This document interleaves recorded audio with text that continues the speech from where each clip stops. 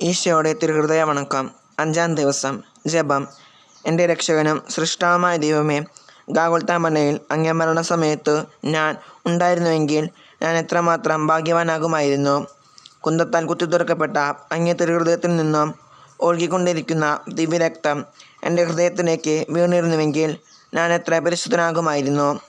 മാധുര്യപൂർണനായ ഈശോയെ, ആദ്യബലി ദിവസം ഗാഗുൽത്തായിലെ കുരിശിൻ ചുവട്ടിൽ നിൽക്കുന്നതിനുള്ള ഭാഗ്യം കിട്ടിയില്ല എങ്കിൽ അങ്ങേ തന്നെ ദിവ്യപൂജയിൽ നിത്യപിതാവിങ്കൽ കാഴ്ച സമർപ്പിക്കുന്ന അവസരത്തിൽ കുരിശിന് കീഴിൽ അങ്ങയോട് കൂടെ ഉണ്ടായിരിക്കുന്നവർക്ക് ലഭിച്ച അതേ ഭാഗ്യം തന്നെ എനിക്ക് ലഭിക്കുമെന്ന് പൂർണ്ണമായി ഞാൻ വിശ്വസിക്കുന്നു.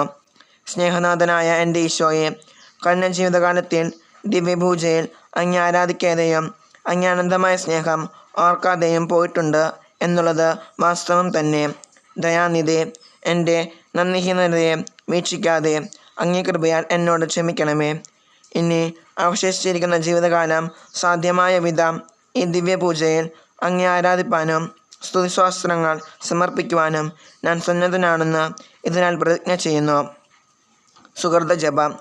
ഈശോയുടെ മാധുര്യമേറുന്ന തിരുഹൃദയമേ, നിന്നെ എപ്പോഴും സ്നേഹിപ്പാൻ എനിക്ക് കൃപ ചെയ്യണമേ. സൽക്രിയ. നമ്മിലുള്ള പാപങ്ങൾ ഏവയെന്ന് തിരിച്ചറിഞ്ഞ് മനസ്താപപ്പെടുവാൻ ശ്രമിക്കാം.